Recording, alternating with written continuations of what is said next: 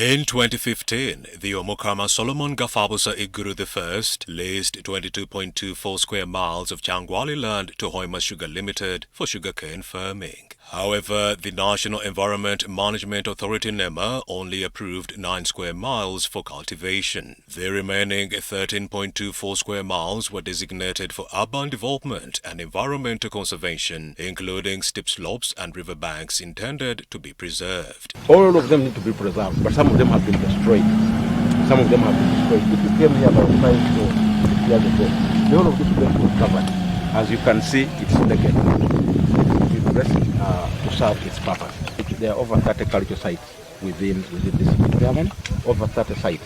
There is Ensaza Kateboha, there is this Muhangaizima, there is Kamugamba, there is the hill where we are going. That was a palace of Bugoma Nyamutukura.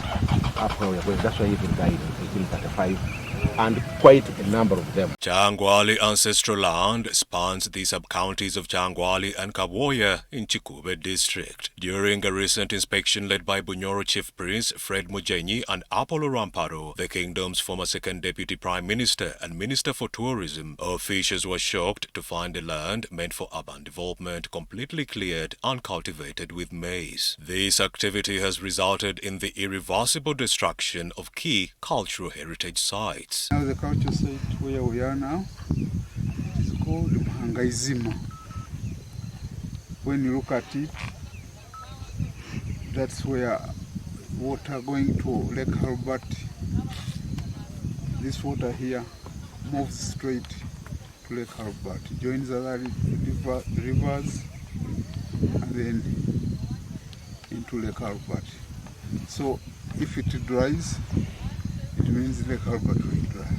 Fred Mujenyi also revealed that the kingdom is developing a plan to restore the damaged sites by replanting indigenous tree species. We are trying to plant indigenous trees, not cultivars, but in doing so, we shall allow the locals to plant seasonal crops like maize and beans, sorghum, that kind of thing, until the trees grow up and chase them away. Apollo Ramparo, also a senior member of the Babito ruling clan, re-echoed the outrage. There's another part where these people have turned themselves into outgrowers for Hoima Sugar Limited. As I speak now, almost 30 square miles are under the cultivation of sugarcane, close to 10 square miles under the cultivation of maize. As you can see, open your eyes, it goes and you continue. If you step there, you'll also see endlessly.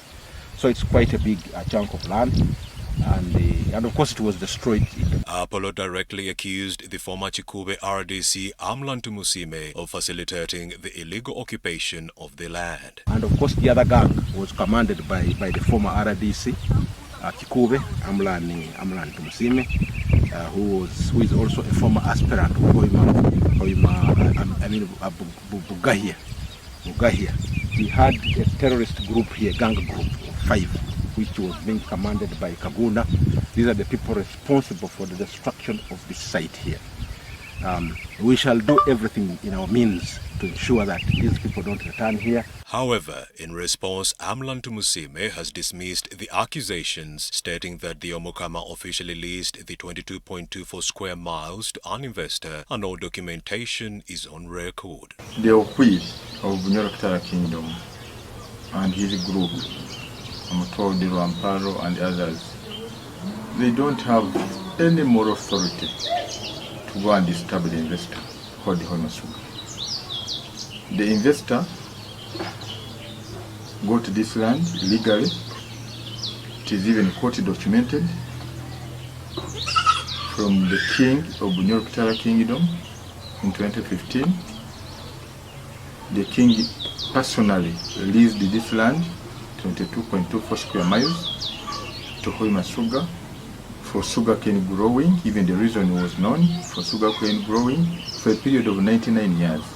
Now, for you, when you were a head of the ruling clan, the title of Queen, and your group, when you claim that Hoima Sugar is only supposed to use 9 square miles that the 13 belongs to the Babito. That is very wrong. Amlantu Musime further explained that local residents requested permission from the investor to grow seasonal crops, which was granted in good faith. Yes, it is true there are some neighbors who are planting maize, but they are planting maize on Hoimasuga land, on Unotokwiri's land.